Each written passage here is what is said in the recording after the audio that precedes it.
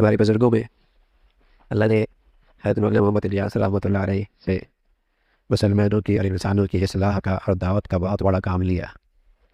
اسی طرح ہمارے بزرگوں میں تھانوی رحمۃ اللہ علیہ سے اللہ رب العزت نے انسانوں کی اصلاح کا اور تربیت کا بہت بڑا کام لیا ہے۔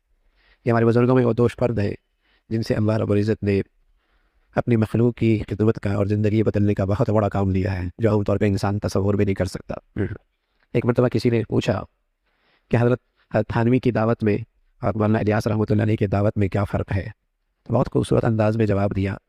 فرمایا تھانوی کی دعوت میں غیرت ہے اور کمال ہے، تھانوی کی دعوت میں اور تربیت میں غیرت ہے اور کمال ہے کہ آپ کے یہاں جو طلب لے کے آتا، مخصوص وقت پہ آتا، آداب کی رعایت رکھتا، وہ خوب فائدہ اٹھاتا اور کمال تک پہنچتا۔ اور مولانا الیاس رحمۃ اللہ علیہ کی دعوت میں عموم ہے، عموم کہ چوکیدار سے لے کر بادشاہ تک، دیہاتی سے لے کر شہر تک سبھی اس دعوت سے متاثر ہوتے ہیں، اور اس میں شفقت ہے، کھلا کر پلا کر اور جسے کہیں کہ اکرام کر کے اللہ کی طرف متوجہ کیا جاتا ہے۔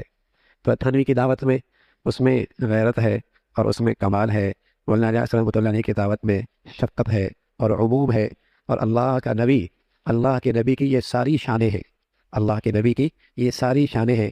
نبی ہر خوبیوں کا جامع ہے، امت میں نبی کی شانیں تقسیم ہو گئی، کوئی کس چیز کا مظہر ہے، کوئی کس چیز کا مظہر ہے، کوئی کس چیز کا مظہر ہے۔ نبی ایک ایسی ذات ہے جس میں ساری خوبیاں، ساری شانیں اکٹھی ہیں، امت میں یہ خوبیاں تقسیم ہو گئی۔ جیسے نبی کے کام تقسیم ہو گئے، نبی کا کام تھا، نبوت کا کام تھا قرآن کے الفاظ دکھانا، ربنا وبعث فیہم رسولا منہم یتلو علیہم آیاتہ ویزکیہم ویعلمہم الکتاب والحکمہ ویزکیہم۔ نبی کی بعثت کیوں ہوئی؟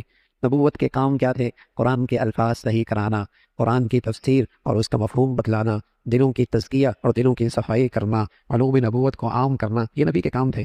لیکن نبی ایک ایسی ذات تھی جس میں ساری خوبیاں بیک وقت موجود تھی، لیکن امت میں یہ ساری خوبیاں تقسیم ہو گئی۔ کسی نے نبی کے اس شان کو لے لیا، کسی نے نبی کے اس کام کو لے لیا، کسی نے نبی کے اس کام کو لے لیا۔ الحمدللہ یہ سارے کام اور یہ ساری شانیں جب تک امت میں زندہ رہے گی، امت میں دین اور ایمان کے لحاظ سے زندگی رہے گی۔ یہ ساری شانیں امت کی ضرورت ہے، انسانوں کی ضرورت ہے۔ یہ جب تک امت میں زندہ رہیں گی، امت کے اندر دینی ایمانی زندگی زندہ رہے گی۔ دیکھو میرے عزیزو، جیسے آنکھ ہے یہ بہت اہم ہے، لیکن کان کی اہمیت کا انکار نہیں کیا جا سکتا۔ زبان ہے بہت اہم ہے، لیکن آنکھ کی اہمیت کا انکار نہیں کیا جا سکتا۔ ناک ہے بہت اہم ہے، لیکن کان کی اہمیت کا انکار نہیں کیا جا سکتا۔ یہ کان بھی ہوگا، آنکھیں بھی ہوں گی، ناک بھی ہوگا، زبان بھی ہوگی، تب یہ پورا کہلائے گا۔ اسی طرح نبی کی یہ کام بہت اہم ہے، اور بس اوقات آنکھ بہت کام دیتی ہے، اتنا وہاں کان کا کام نہیں ہوتا، اور بس اوقات زبان بہت کام دیتی ہے، وہاں ناک کا اتنا کام نہیں ہوتا، لیکن اس کی اہمیت کا انکار نہیں ہے، اس کی اہمیت کا انکار نہیں ہے۔ اس لیے نبی کی جتنی شانیں ہیں اور نبی کے کام کی جتنی شکلیں ہیں سب اہم ہیں۔ ہاں کسی ماحول میں آنکھ کی زیادہ ضرورت پڑتی ہے، کسی ماحول میں کان کی زیادہ ضرورت پڑتی ہے۔ ایسی نبی کی کہیں شان غیرت کام زیادہ دیتی ہے، کہیں نبی کی شان شفقت زیادہ کام دیتی ہے، کہیں نبی کی شان کمال زیادہ کام دیتی ہے، کہیں نبی کی شان عمومیت زیادہ کام دیتی ہے، کہیں تعلیم تربیت کا کام قرآن کی شکل میں، کہیں تفسیر کی شکل میں، کہیں حدیث کی شکل میں زیادہ کام دیتا ہے، اور کہیں مسلمانوں کا اکرام کر کے، ان کی منت نمازت کر کے، انہیں کھلا پلا کر اللہ کی طرف متوجہ کیا جائے۔ یہ سارے کام اس امت کی زندگی کی ضرورت ہیں، اور یہ سارے کام ایک دوسرے کے معاون ہیں۔